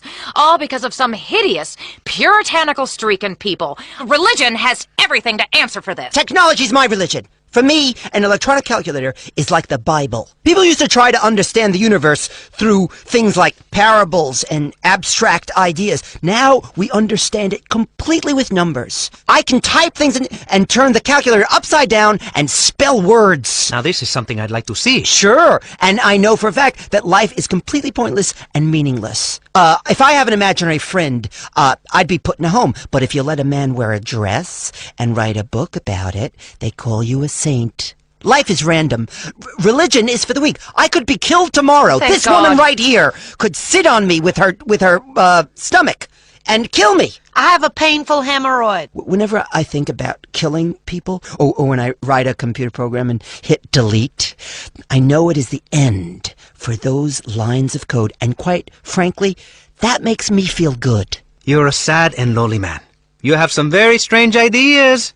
You should probably go into politics. Bryony, can technology really save the day? Is religion pointless? It's patriarchy, this kind of talk. Calculators are a way of keeping women down, just like slide rules were in the 60s, of ruining families. Have you got a family, Maurice? In my opinion, we are all one family, really, especially in Utah. And you have a lot in the car. Sometimes If you they stick did- 10 of them. You know what, mister? If you did, you'd understand. This city has lost its soul. It used to stand for something. Now it's just about real estate speculation and cocaine dealing and tax avoidance and gunfights. All vital parts of the economy. What? What exactly did this place ever stand for? For freedom, my friend. For freedom. In a much controlled way in which everyone is alike and looks alike and is just like me and can stand on their front lawn with a 12-gauge shotgun. That is democracy. Stop talking! So it would seem. Anyway, let's take a quick break to discuss this station's funding problems with Jonathan Freeloader. Over to you, Jonathan. It's me. Oh, hey, Michelle. Hello, so you haven't got a family, you little turd? No, what are you doing? How many times do I have to tell you? I'm pregnant, you asshole! Michelle, please! Either marry me or pay for me to have it sorted out, but don't ignore me. I'm not some cheap slut you can treat like this. But we are on radio, my dear. This is hardly the time to... Hardly the time? What do you know about the time? Michelle? When I found you, you were a failing clown working the birthday party circuit for juvenile delinquents in corrections institutions, getting your clown hair set on fire. I have been in this business since you were making dogs out of balloons. I made you, Maurice Chavez, and you treat me like a lady of the evening? We're both consenting adults. You said no commitment. I'm going to get you, Chavez, you little shit, if it's the last thing I do. Please, Michelle. Okay, there, you see? Healthy debate. Give generously. It's a great cause. I make a meager salary and... You revolt me. Oh, stick it! You self-righteous bitch! Maurice Chavez is done with you. I am going to have an agent. And maybe someday a car with T-tops. This is a perfect example of why the government shouldn't be funding the media. It gives people ideas above their station. This histrionic sow should be working in the fields, not giving people ideas they don't need. Such as? Such as holidays and sick pay.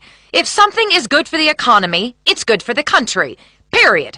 Otherwise, you must be Russian. Americans need more patriots. Patriots carry guns and shoot British people on sight. The British are obsolete, like Fortran. I mean, the metric system. Don't make me puke, Britain. They measure things with rocks over there. Okay, I just peed a little in my people. pants. Hold on, what? What? Okay, I'm being told we're running out of time. Seems so quick. Yes, I would like to keep going with this panel, but as they say, if the elevator cable snaps, if your life support machine fails, and there's a nuclear missile hurling towards your hometown, find a woman to hold, even if she is a frigid mess who only cares about draining the wetlands. I want to talk about the beauty of motherhood. Not again! Many men found pregnant women attractive. Yes, but in the same way a car crash is sexy. But really, afterwards, all you are left with is a broken wreck and a puddle of antifreeze. And the muffler is like a placenta, I think. I don't know. But what I do know is I am Maurice Chavez. This has been Pressing Issues, and I think we have shown that liberal debate is well and healthy and living alive and in America. Martin Graves. Thank you. My closing statement? No. Technologist and future serial killer.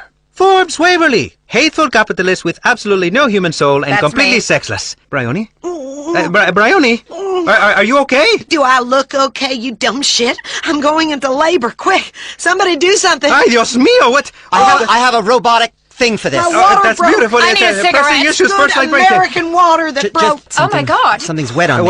What's... Just relax. I need a cigarette. Let it I out. can't handle this. Okay. Her hemorrhoid just popped. Does anybody Get have? out Do you of have here. any? Your head is crowning. Ew, that's It's crowning. disgusting. So someone get some Put it towels. back in. Just And put really, it that's all we back have time in. for. Just breathe. This is She's making a sexy. mess of my studio. Get her out. Ay, Dios mío, this is some Ew. stretched out mess. I don't Godless even think I can go America. near one of those God, things that's again. It's disgusting. disgusting.